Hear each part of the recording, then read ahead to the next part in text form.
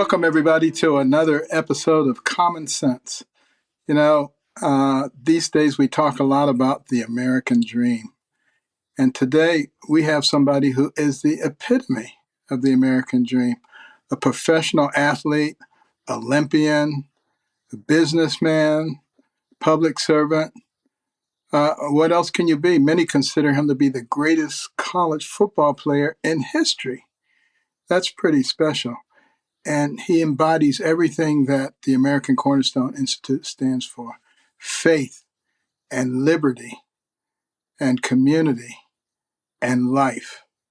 And we're honored to have Herschel Walker on our show today. And for those of you who don't know, I'm Dr. Ben Carson. Some of you know me as a pediatric neurosurgeon. Some of you know me as the former secretary of HUD. Some of you, I hope all of you know me as somebody who emphasizes common sense, logic, using evidence and real data to make decisions. But I'm so honored to have Herschel Walker with us today. He's a good friend. He's a man of faith. He's a true football hero. And Herschel, you grew up like I did, not privileged, not with a silver spoon in your mouth, but really it was your ethics, your immense sense of discipline, your unwavering faith in God. How did all that get started? What was your family life like?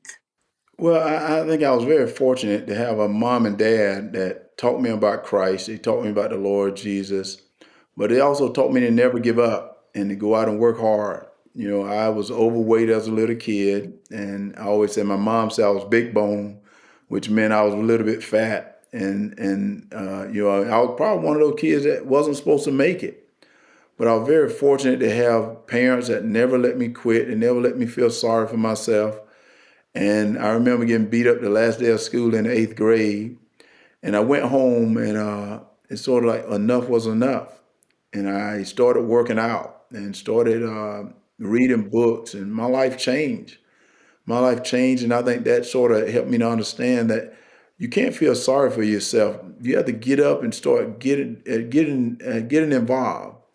And that's what I had to do. And I started changing, my life changed, and so much started happening. But what was so great about it is I didn't just do it alone. I had my mom and dad, and then I had coaches, and I had so many other people that helped me that I knew I had to reach back and help other people. Because I do believe that if God has blessed you, you got to reach back and bless other people as well. But what were your parents like? My parents were hardworking people. My mom only went to the 11th grade. But she was a praying woman, and my father, he only went to the third grade. His father was killed when he was young, and he stopped school and went out and raised his mom and his sisters. So my father taught his boys and his daughters how to work hard. He taught us how to never give up and never quit. And my father, it was amazing that he only went to the third grade, but in math and mathematics, he was absolutely a genius. And so he never quit. He never complained. And I think that's another thing that was so special, that as I look back over my life, my parents had 7 kids. And I remember after working hard, almost every day after they were working hard, they would come home, and no matter what the kids were doing outside, they would go out and sort of participate with us. They'll go out and play with us and stuff. And I never ever have heard my parents ever complain.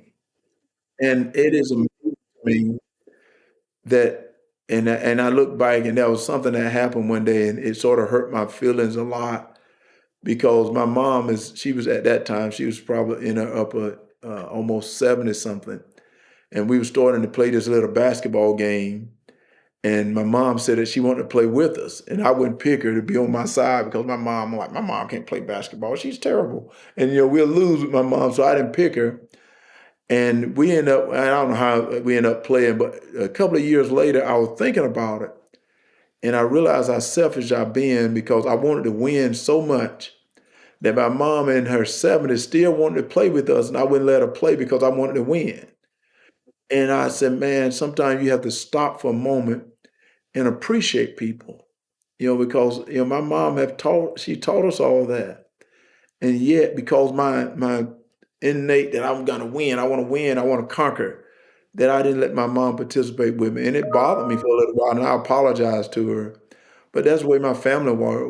My family, we were people that we are praying family, we're a church going family. We work hard during the week, and during the weekend we go to church, and that's the way we were. Yeah, that's so special for the kids. I know I was incredibly busy as a pediatric neurosurgeon, doing 500 cases a year, and Wow. but And you're a big fan. I'm a big fan of yours and stuff, always been. And you may not know Dr. Carson, but we met each other when I was in the Academy of Achievement yeah, years ago. no, I remember Yes. absolutely. We don't want Well, to say you years were ago. the We're not first that one. old. You were the first one in the academy, I think, who was a student who came back as an honoree. Yes, you're exactly right. But with my kids, because I was so busy, I took them with me every place. I was giving talks, all over the world, and I always made sure, instead of an honorarium, that my family could come with me. So my Oh, kids had frequent flyer cards to every airline, and they traveled all over the place. It well, was that's good. special though. That is so special because hanging out with your parents, no matter what they were doing, it just made you feel great. And my mom and dad were always dragging us to church. We always were dragging to church, and in the South, when you go to church, you go to church. Sometimes you go at 9 o'clock and you don't get out till 4 in the afternoon, because they don't have it. They have Sunday school, and then they take a little bit of a break, and then you go right back to church. And the pastor don't seem to want to ever quit preaching. So he keeps going. I think the longer he preach, he think he make more money doing that way. But we're in church all day long. Well, who were some of the people that you looked up to growing up? This is going to be interesting. Everyone look at me as an athlete, but I never watched sports growing up as a little kid. Hmm. So the two people I looked up to was Jesus Christ and my mom and dad. Amen. I never saw sports growing up as a little boy. So I didn't have any sports heroes, and I didn't look up to super. I never watched comic books or read comic books. So my two heroes were my mom and dad, and then the Lord Jesus. So so that was it. Well, I'm ask you something that may be a little controversial, but do you think in this country we pay a little much too much attention to sports stars and movie stars? We do pay too much attention to them, and that's what's sad because for myself, I see so many sports stars and movie stars that today they sometimes say that they're not a role model, and I say I beg to differ with you there. When you're taking any money from the public, you're a role model, and kids are watching you. Kids are looking at you. I don't care who you are. Adults, kids are always watching, and you got to present yourself the best you can, and you got to let kids know that they can make it as well. If you made it, but you got to let them know it's going to be hard. Don't tell them it's going to be easy. Things are difficult, that they're going to fail at some things, but just know that they can get up. And I think that's one thing they got to realize, that they're going to fail, but they can get up. But you got to keep moving forward. You got to keep going Yeah, forward, and that's what you got to do. it's got to be. It can be so positive, if it's done the right way. Because I look at all the attention that Colin Kaepernick got and some others kneeling and things like this. But what if those same athletes got together and went out and kneeled at the site where a young boy was killed in Chicago every weekend? Think about the impact that could have. You Well, know, and think about the price if you go to some of the grave site of all young men and women of service, the military, that fought for the freedoms and the liberties that we have in this country here. And that's what I tell people. I said, guys, you know, there's people that gave up so much, they've sacrificed so much. That's one thing that I've had the pleasure of doing, is for the almost 15 years, I helped to start this program and be a part of this program called Patriot Support. And it would try to remove the stigma of mental health from the military. And I see young men and women that do some amazing things for this country, but they sacrifice, not just sacrifice playing a sport. Meaning if you lose, you go home with your ball, you're mad. These people sacrifice their life. Meaning they give up their life, and by them giving up their life, they hurt their families, they hurt their friends, they hurt. There's so many of this generation that is affected by this person giving up his life for the freedoms and liberties that they pay for us to have here. Absolutely. I'm And you so glad you have brought that up. athletes, and I said that's what bothers me sometimes, because I said, guys, I was blessed. I was blessed to go out and play football, because people forget 10 years before I got to the University of Georgia. 10 years before I got to the University of Georgia, the first black players played at the University of Georgia.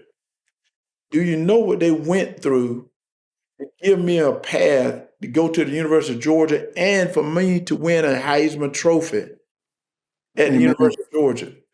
And I said, so I have to show respect for those players and for the next generation coming after me. Absolutely. Because if I don't do that, I destroy everything that those players did before I got there. Well, see, you're talking about perspective, and a lot of people don't seem to have that anymore. You know, I think about, I'm glad you brought up about the veterans, because, you know, today happens to be the anniversary of D-Day. D-Day. And you think about all those young men, 16, 17, 18, a lot of them lied so that they could go and fight for our Yes. country. And landing on the beach of Normandy and being met by machine gun fire, mowed down.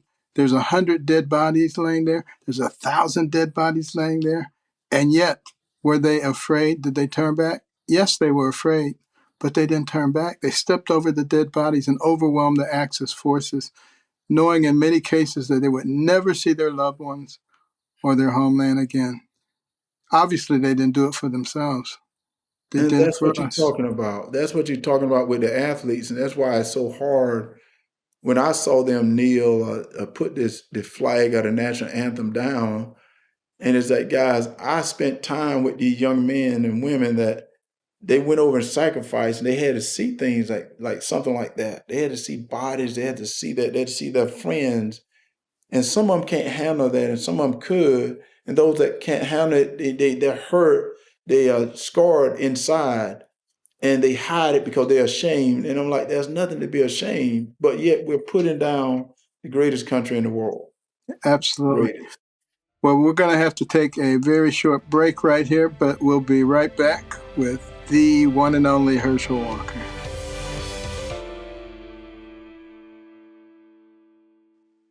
All right, and we're back with Herschel Walker. Herschel, tell me, it must have been hard. What kept you motivated? Well, I think my Christian belief, it is strange because I talk about this.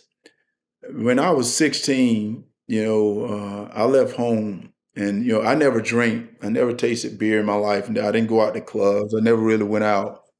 And my mom knew the way I was, and she gave me this old King James Bible.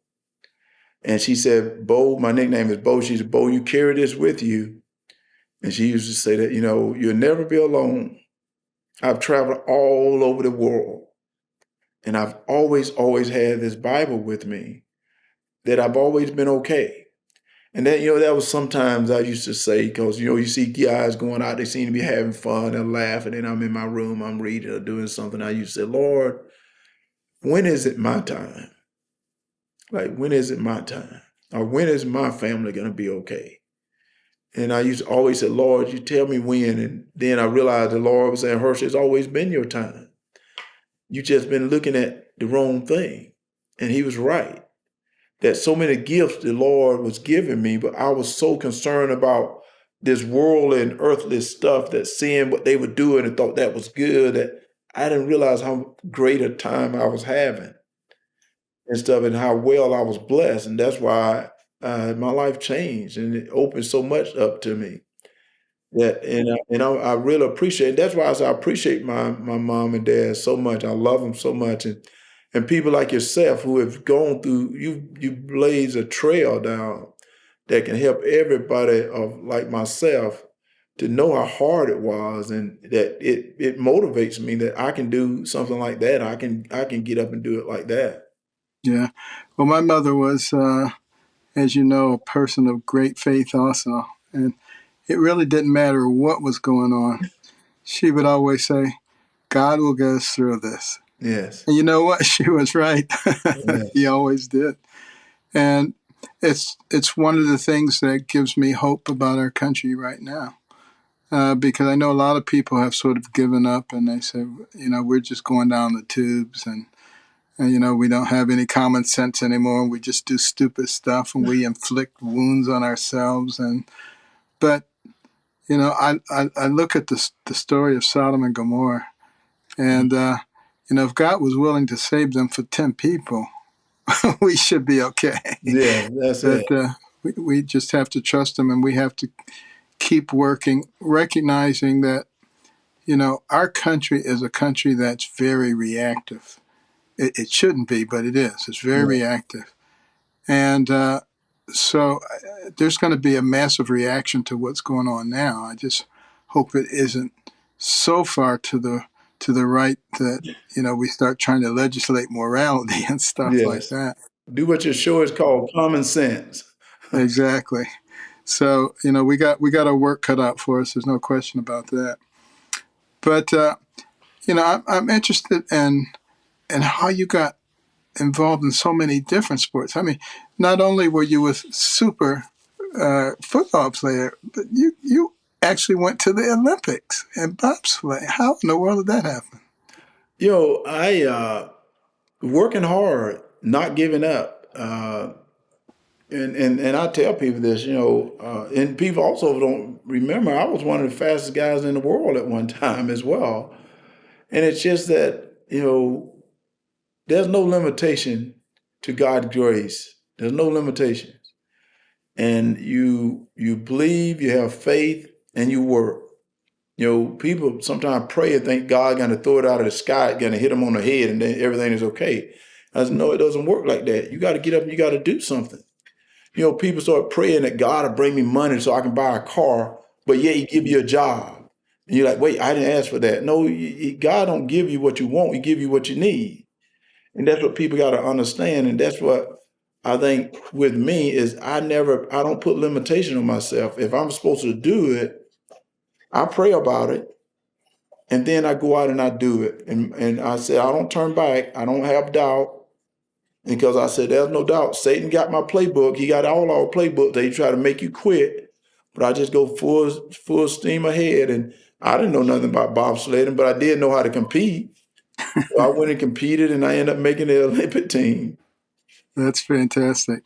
Now, speaking of teams and team sport, Cal Ripken told me once. He said 90% of CEOs played team sports, and 90% of prison inmates didn't. Would you agree with something like that? I would totally agree with that because you got to know how to work with people. Mm-hmm. You got to know how to work with people. You got to know how to do that. And people that think it's just about them, they have problems. When you realize that we need each other. Like when everything happened with this pandemic, people need people. You need that type of communication because that helps survival. I think that helps you to survive. And you know that there's someone there and you have that closeness. And that's so I totally agree with that statement. Well, I was having breakfast with one of your old buddies several years ago, Tom Landry, and he was telling me how many of the Cowboys had big financial problems, and he had to bail them out. And Tony Dungy told me the same thing. Yes. Why is that?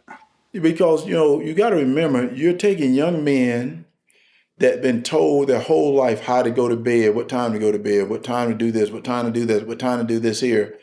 And then they give them $5-10 million and put them out on the street and tell them to live. Well, if they haven't taught them how to live, they only taught them how to play sports. They can't do it. And I say that to sometime, I say, guys, you can give people that that have no education a lot of money, and they may get rid of the money. But you teach them how to handle the money, they will keep the money. And I said, that's what we need to do with athletes. You need to teach them how to handle money. So I was very fortunate that my mom and dad, we never had anything. So they taught me what the value of a dollar. Like, first time I was gonna buy a car, and they did, and I was at that time one of the highest paid athletes in the world. I was gonna buy a car. First thing my dad had said was, "Do you really need that car? You need that car that car is pretty expensive. You really need that?" Oh, Dad, okay. So I didn't buy that expensive car. I went and bought like a inexpensive car. He said, because he said, you got to remember, you got to have that money for a long time. And that is true. He was a wise man. And remember, my father just graduated the third grade, but he taught me how to handle my money. And I said, that's what we got to do with entertainers and athletes. A dollar is really not a dollar when you have to pay taxes. Yeah. And, people got to realize that a dollar is not a dollar. You got to pay taxes. And, a dollar in today's world not going to take you that far. I think your dad and my mother must have went to the same school, because she didn't quite finish the third grade, but boy, she was a genius when it came to handling money. Yes. No, my father knew how to handle money. Yeah, and I felt sorry one time because she bought a car. She would never buy used cars. She would save every penny, every dime, and drive a car until it wouldn't move, and then she'd go buy a new car. And people would always wonder, how can this woman afford to buy a new car? But she knew how to scrimp and to save. And one time, I remember she got this car dealer fired because he gave her too good a deal. Oh. Because, they would be trying to drive a hard deal, and then she would reach in her purse and pull out a few $1,000s, and they would look at that, and there's no way they wanted that to walk out the door. So she know how to negotiate. She absolutely knew how to negotiate. But you went after your athletic career, you started a business, didn't you? I did. I started a chicken business, and I started this business by mistake. I didn't know anything about chicken, but I started a little chicken business. And what was so funny about it is I said, this is a great idea. I can hire family members. I can give them money. I can hire all these people from the University of Georgia. I started thinking of all these bright ideas. And none of those ideas turned out the way I wanted them to turn out, which meant now I got to run this business.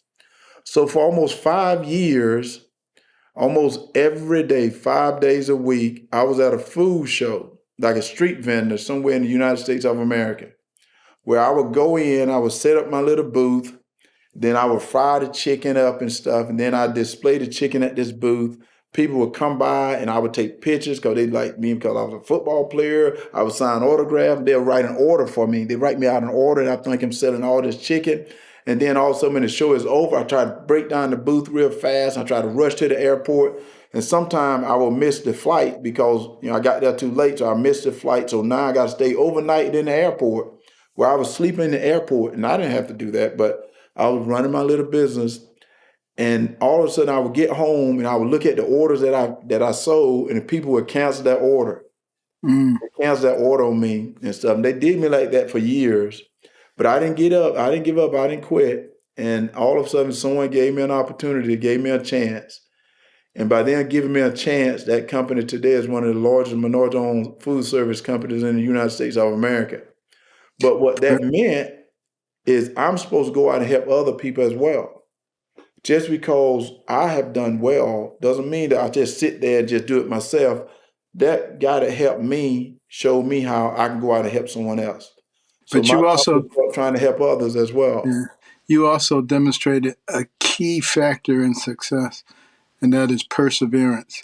You don't give up just because it's hard. Yes. You learn from. I don't know anybody, quite frankly, who's been highly successful who didn't have some failures along the way, who didn't have some really big problems, but they learned from them Yes. rather than giving up on them. And I tell kids that all the time. I say, guys, I'm going to tell you something you may not want to hear, but you're going to fail. But don't quit. Don't quit. Don't quit just because you fail at this. Don't quit. You keep going, because you never know. I said, well, if you quit off that, you're never going to be any good. You keep going forward. You pick yourself up. You keep moving forward. Don't let anyone tell you that you can't. Well, that was actually the next question I was going to ask you. What do you tell young people? You got to that before, but that's I tell my son that I love him to death. I love my little. Well, he graduating next week. oh Next he's great. gonna be graduating UCLA. But oh, you met Christian. Yes, Yeah, yes, we I have met met your Christian. But he son. graduated UCLA. But I tell Christian, I told Christian this, and these are my exact words. I said, Christian, I have put a target on your back. I said, and I'm so sorry. I said, I'm so sorry. But I said, I put a target on your back that everybody gonna look at you to be better. So if you really want it, you got to get up early in the morning to get it. I said, so if somebody that you're competing against is getting up at 3 in the morning, you may have to get up at 2. If they're getting up at 2, you got to get up at 1. They get up at 1, you don't go to sleep. That if you want it. Now, if you don't want it, it's okay. But I'm gonna tell you right now, you cannot just be like average. There's too many people average today. There's too many people that want to be average. You got to be above average. And I said to have success and to be at that pedestal, you got to see something somebody else may not see and work and get it. And I said it ain't gonna be easy. It's gonna be hard. You're gonna fail, but because you have my blood in you, you don't quit. What do you see as some of the biggest problems going on in our country today? I think some of the biggest problem going on in our country today, we have so many celebrities telling people that they can't do it. Telling a lot of people, oh, it's you can't do it. Like you got to feel bad for yourself, feel sorry for yourself, which is sad to me because That when you're a they made victim. it, Yeah. they've done it, but they telling you can't do it, and it's like God, you did it. Why they can't do it? I think they tell our kids that they can't do it, or to tell making our kids feel sorry for themselves and not having it. We don't want to educate them. I think education is, and from Senator Scott, education is the equalizer, and I take that from him, and it's totally true. And I tell people, I didn't feel good about myself because of athletics. I felt good about myself because I was able to read and communicate with people from other places. When I was able to go to these other places, I was able to communicate with them that we can understand each other. Had nothing to do with my football or my track career, but I was able to communicate with people. So I think education is so important. So that's what's going wrong with us today. We're forgetting about the education of our young people. We're forgetting about continuing to give our young people that faith that we had growing up. So they have the faith in their religion, whatever religion it is. I love the Lord Jesus. But here in this country here, you can believe in whatever faith you want to believe in. I just love the Lord Jesus. He's good for Herschel Walker. I'm Hmm. not going to tell you who to believe in, but here in America, you can have whatever faith you want. Absolutely, and that was hard fought for. When the Puritans got here, uh, starting about 1630, they tried to make everybody believe the way they wanted them to believe. And, we went through some struggles when it came to freedom of religion, but it was actually TJ, Thomas Jefferson, who said, uh, religion is a good thing if everybody can have their own. And, we don't need to be putting religion into government or government into religion. Yeah. And, that was the beginning of the whole conversation about separation of church and state. It Yes. didn't mean that you can't live out your faith. And people have hijacked the ideal of separation of church and state to try to make people think you're not supposed to be able to manifest your religious beliefs in the way that you live. And that's just not true at all. Well, people try to interpret what they want to make it fit their narrative. That's what it is. They want it to fit what they want to say instead of having the truth. And that's another thing is people got to get the truth right now. People not seeing the truth, and that's how we got to educate our young people is on the truth. Because But what advice do you have for uh, a young black individual well, who like has conservative thinking? well, I would tell him to continue to educate themselves on everything, not just I think that's one of the things that first of all, don't look at the media. Educate yourself through reading, educate yourself through your knowledge, and have your own beliefs, because people want to continue to talk about conservative or whatever. And it's like, determine who you are. Because I remember my grandfather growing up. I remember, and I asked my mom about this. I said, I remember his name Alfred.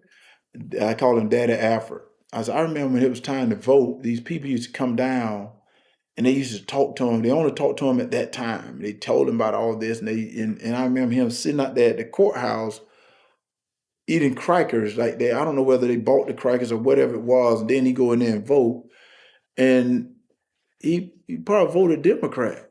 And she said, yeah, he probably did. And I said, oh, okay. And I said, well, it's weird. What about his own views though? What did he think? Because they only saw him that one time. They never came down to see him anymore. But they only seen him for that one vote. And I said, that's why a conservative, I want you to have your own views. I want you to have your own thoughts. So educate yourself on what's best for you. And look at it. Look at it. Just look. Don't go by what somebody else is telling you. Go by what you see. Because people have good sense. And they know. Well, that is such important advice, and really, so often it's consistent with your own views. You just don't know it. Yeah. Because That's exactly right. I remember, I was very liberal, extremely liberal. I grew up in Detroit, a very liberal city, and Boston, a very liberal city, and then New Haven, Connecticut, a very liberal city, and then Ann Arbor, Michigan, a very liberal city, and then Baltimore, Maryland, very liberal. So I was liberal. And then one day I did something a liberal not supposed to do. I listened to a conservative. Oh. That conservative was Ronald Reagan. And I said, he sounds just like my mother. Oh. All the same things he was saying. Well, And what was funny with me is when I was 16, something happened. At that time I was becoming this great athlete, and there was a big racial thing happened in my hometown where this kid who was an African American kid did something to this white principal, and so they wanted me to stand up for this black kid, and all of a sudden every African American leader, black leaders from all over the country came to Wrightsville, Georgia, my little town. All the Ku Klux Klan came to Wrightsville, Georgia, because I was one of the top recruits, and they thought that's how you can get publicity. So everybody was there, and they asked me to. Some of the black leaders said, Herschel, get out of sports. If you get out of sports, that's going to speak volume. You get out of sport, that's going to speak volume. Walk away from sports and this and that. And my parents, they said, Bo, you got to do what's right. Say there's no color in right and wrong. There's no color in right and wrong. And they said, this is your decision. I was 16. They left it up to me and said, this is your decision. And I didn't get out of sports. I didn't walk away. And I just said that, and I told the kid, I said, you're wrong and you need to admit it. And everybody was upset with me. And I always say to people, I said, guys, God is so good, because what if I went in the other direction? Where would I be at today? So where will I be at today? And I said, what's strange is it had nothing to do with conservative or liberal. It had to do with what was right. Right. And I said, that's what you look at today. You can see it before your eyes. I don't have to tell you. Why do I need to tell you? Sort of like when I talk to some kids, sometimes I said, why do I need to tell you don't be taking drugs? You really know you shouldn't do drugs. Why do I need to tell you that? Why do I need to tell you you shouldn't smoke if you want to be an athlete? You know you shouldn't do that. But what I need to tell you is how hard it's going to be. What I need to tell you that don't think about the destination, think about the journey to get in there. That's what I need to tell you. These things here, I don't need to tell you. So that's why I said, why do I need to tell you what's right and what's wrong? That amen. should be easy. You are speaking my language. I love to hear it. We will be right back with some closing thoughts from Herschel Walker, and then following that, our prescription for the week.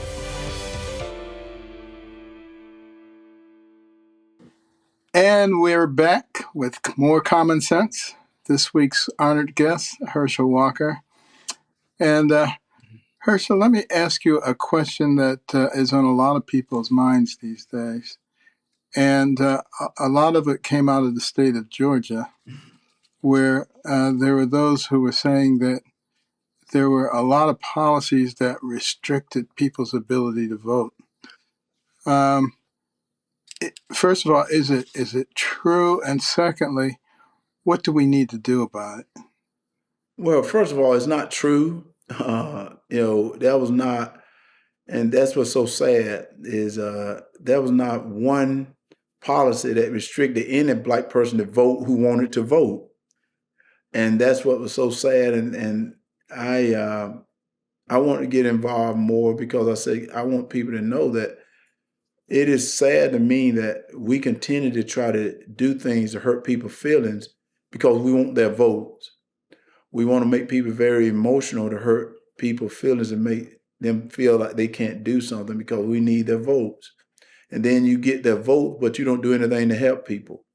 And my thing was, if you felt that there was something wrong, why don't you try to be proactive rather than reactive? One of the first things that was sad to me to hear about, I was not smart enough to get an ID. And I said, my grandfather, if he was alive today, would be 120 something years old. He had an ID. And instead of we putting people down for not having an ID, why don't we help them to get an ID to help them better their way of life? That's what we Yes, want to do. We want to better their way of life. If you don't have an ID, you can't have a bank account. You can't get a job. You can't fly on an airplane. You can't do anything. So why don't I help you and be more proactive rather than reactive? But then it's this political world that we're into that people want to put others down so they can get your vote, but yet they're not going to do anything to help you. that's exactly right. And, thank you for continuing to emphasize such an important point, and that is the difference between right and wrong. As we've moved on in this country, what we've seen is people trying to replace faith in God with faith in government.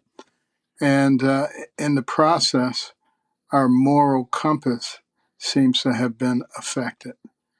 And you see family structure falling apart, particularly in the Black community. And what I find interesting is you have a lot of people talking about the wealth gap between blacks and white, 5 to 10x, and it's true, it does exist. But as I emphasized in my latest book, Created Equal, if you look at Nigerian families that live here, Yes, Ghanaian families that live here, there's little or no wealth gap. Now, what is it about those families? For one thing, a bachelor's education, degree is the baseline. That's sort of education. where you start. Yes, And there's tremendous emphasis on family structure. And if you look at traditional Black American families who have those same values, there's little or no wealth gap there either. yes, So maybe we're looking at the wrong thing. Maybe when we want to blame everything on systemic racism, maybe we should do a little deeper dive and yes, see what we can do about bringing some meaningful reform in terms of family structure, yes. in terms of education and how that and let's put more emphasis on how we fund education, Right. because there is a problem with how we fund education in this country. Yes, We have a tendency to use a millage formula so that if you live in a wealthier area, you have much better supplied schools, and that kind of perpetuates, a yes, system of inferior education. We really need to be examining how we make sure that our future generations are well educated, because we only have 330 million people. yes, That's a quarter of what China has, a quarter of what India has. We got to compete with them. We can't waste any of our people. We got to educate them all extremely yes. well. And Yeah. another thing you mentioned it is, we have to also have our African American brothers and sisters that once you have made good for yourself, go back into those communities to help educate the young people as well that you can be me. You can do this as well because they need some. inspiration as well. Not just to look at some person on television that they can't reach, but look at where you're from, that I can do that as well. And I think that is very, very important that we do That's that, because I said that I remember what they used to call Black Wall Street, and they was in that community working. And I said, we now have, and you said it, we now have how your generation, your wealth. Well, we have to be accountable for ourselves, and we can do that, mhm, but we got to trust in each other. absolutely, and put our energies in the right places. One of the things that we do at the Carson Scholars Fund is we put in reading rooms all Yeah. over the country. We just opened the 253rd one, and mostly in Title I schools where kids come from homes with no books or a few books, and the schools have poorly funded libraries. And these are like little sanctuaries with beautiful books in them. And, they get incentives to read those books.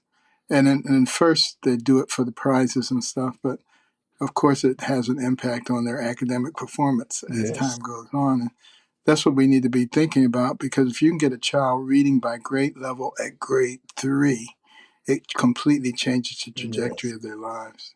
So, but you have been an amazing role model. And, I hope God continues to bless you richly. We need you. You're an important part of Americana. And I thank you for being here. And we'll be back in 1 minute with closing thoughts.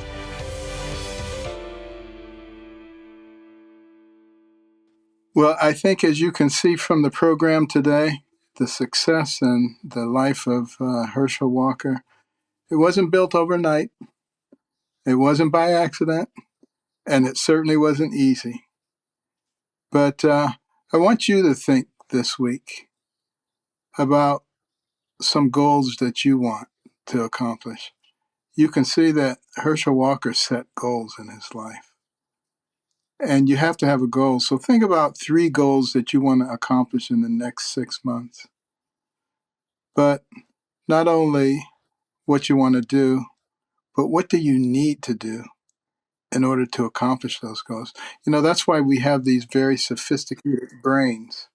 If you look at an animal brain versus a dog's brain, for example, and this is nothing against dogs, so don't anybody get offended and think I'm talking about dogs. But animals have a very well-developed midbrain, which is for reacting. People have very well-developed frontal lobes, engage in rational thought processing. We can take information from the past, integrate it with information from the present, project it into the future. A year, 5 years, 10 years, 20 years, we can do that. And we need to start exercising that capacity, not acting like animals, just reacting, but actually planning and strategizing and using a brain that was made in the image of God. So I hope you enjoyed our time together today with Herschel Walker. And please subscribe for free on Apple Podcasts, Stitcher, Spotify, wherever you get your podcasts. Never miss an episode. Remember to rate and review us. Let your friends and relatives know. Pass on the information, because we all have to make common sense common once again. And we'd like to hear from you.